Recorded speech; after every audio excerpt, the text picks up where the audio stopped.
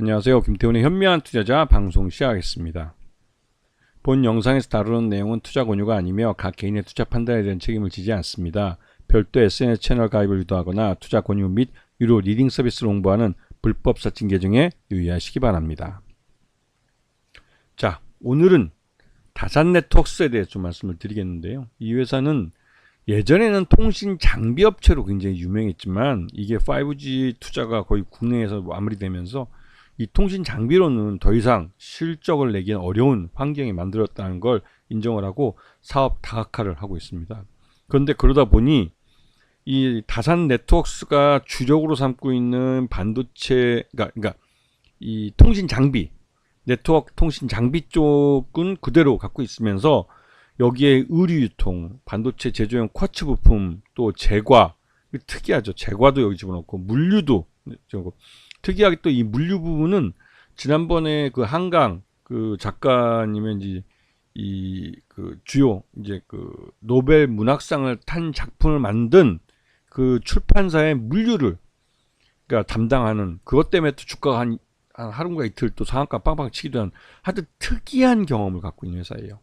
근데 이 회사가 이 통신 장비가 워낙 이 정부 투자나 어떤 시기를 타다 보니까 그 좀 꾸준히 실적이 날 수 있는 그런 사업을 좀 희망을 합니다. 그래서 자동차 전장 쪽에 새로 진출을 하면서 그쪽에 투자를 많이 하고 꾸준히 매출이 발생할 수 있는 이런 자동차 전장 쪽 사업을 확대해 가고 있어요.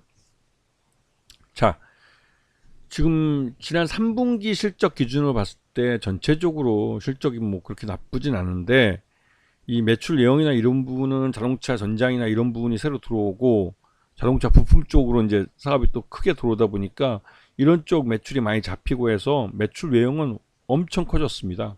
근데 중요한 건 수익성 문제겠죠. 그래서 지금 매출 외형은 전년 대비해서 전년 3분기 대비해서 확실히 뭐 몇 배가 커졌죠. 하지만 영업 손실이 한 39억 정도 발생하고 있고 단기 순손실도 한 81억 정도 발생하고 있습니다. 이게 전년보다는 훨씬 더 줄어들긴 했지만 전반적으로 아직까지는 수익성이 의문인 상태로 덩치만 키운 케이스가 돼버린 것입니다.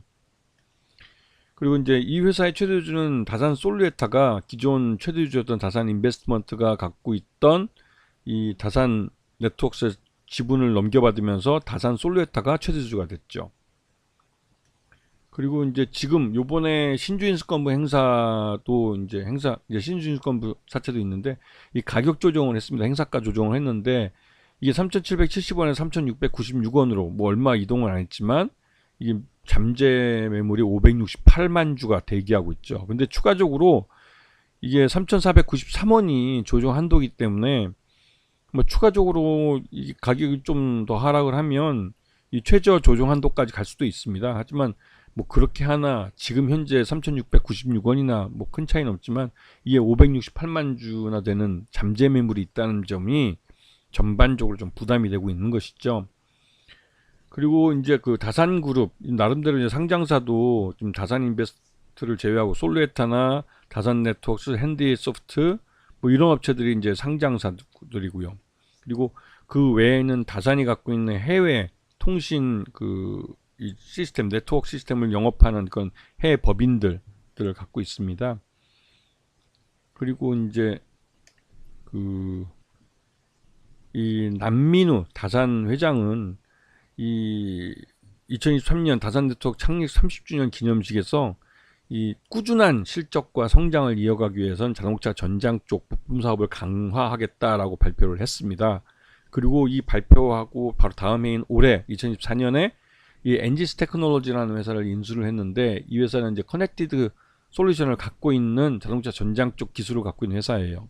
근데 이 회사를 제3자 배정 유상증자를 통해서 즉 현금을 유상증자에 참여하면서 이 회사에 돈을 넣어주는 형태로 그래서 여기에 지금 한 229억 정도를 유상증자에 참여해서 한 30억쯤 되죠. 30억을 엔지스 테크놀로지라는 회사에 유상증자로 참여해주고 그 돈은 엔지스 테크놀로지의 회사 정상화에 사용하게 됩니다. 그러면서 이 엔지스 테크놀로지 자회사로 가져가게 되는데요.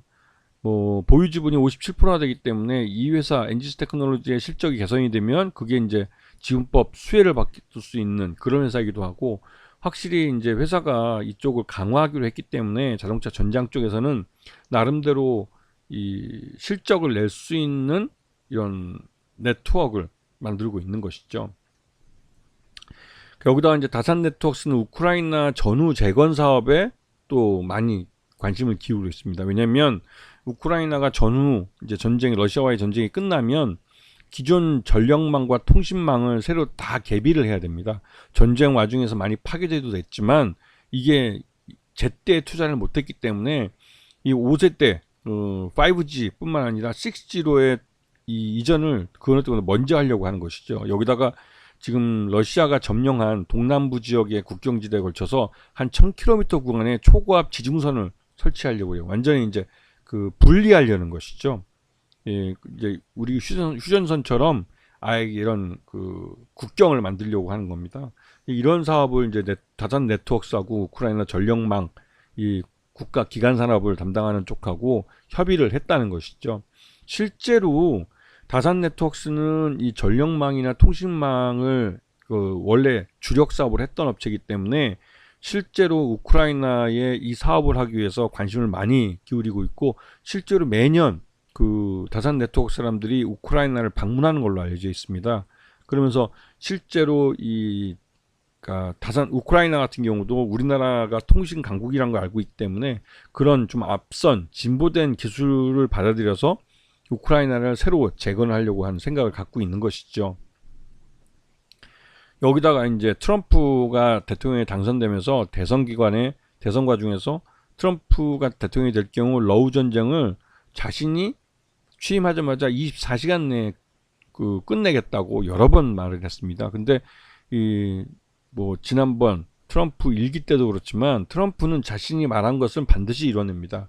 그만큼 공약 이행률이 굉장히 높은 대통령인데 그렇기 때문에 이번에 당선되자마자 러시아 푸틴 대통령 그리고 우크라이나의 젤렌스키랑 직접 통화를 했고 양측에게 이 자기 나름대로의 그 휴전안 내지는 이런 것들을 전달한 걸로 알려져 있습니다. 그리고 관련해서 그 우크라이나 평화 특사를 지명을 해서 파견을 하기로 했고 양쪽에서 이제 이런 휴전안에 대한 이 중재를 하려고 하는 것이죠. 그리고 러시아 측에서도 이 트럼프가 자신들에게 나쁘지 않은 휴전 제안을 하고 있다고 해서 이 트럼프의 얘기를 들어보겠다고 러시아 측에서 말을 했습니다. 그리고 우크라이나 쪽도 나름 최근 들어서 이제 좀 입장이 선회되는 그런 모습을 보이고 있죠. 그래서 다산 네트워크스 같은 경우는 전체적으로 실적이 나쁘기 때문에 주가는 그렇게 좋지는 않았습니다. 그래서 지난번 7월 8일 날 최저가 2,890원을 찍었고 그러면서 이 신주인수권부사채의 행사가가 굉장히 낮아졌죠. 그리고 항상 그 잠재 물량이 500만 주 이상 있기 때문에 그 부분 때문에도 주가가 발목을 잡고 있는 상황이고 그렇지만 요번에 이 자동차 전장 쪽과 우크라이나 재건 사업이라는 이 재료가 이 다산 네트워크스에 대한 기대감을 갖게 하고 있기 때문에 그 기대감이 주가를 밀어올리는 역할을 하고 있습니다. 실제로 다산 네트워크스는 이 우크라이나 재건 사업에 있어서 실제 참여 가능성이 높고 실제로 참여할 경우 이 국가 기간 통신망을 만드는 사업자가 되기 때문에 이게 이제 장기 프로젝트로 굉장히 큰 그 매출이나 안정적으로 이제 그런 것들을 갖다 줄 가능성이 굉장히 큰 업체입니다. 그래서 다산 네트워크스에 대해서는 주가가 재평가되는 기회가 될 가능성이 크고 이게 이제 트럼프가 얼마나 빨리 러시아와 우크라이나 간의 휴전을 중재내느냐에 따라서 달라질 수 있는 문제긴 하죠.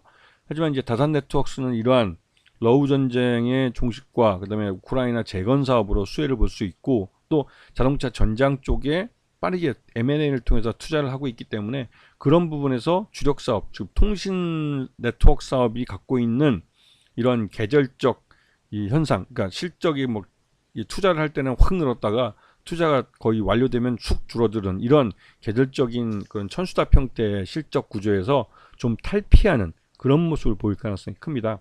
그래서 다산 네트워크스 같은 경우는 올해보다는 내년 실적이 좀 기대되고 있는 그런 모습이기도 하죠. 아시겠죠? 자, 오늘 방송 여기서 마치겠습니다. 감사합니다.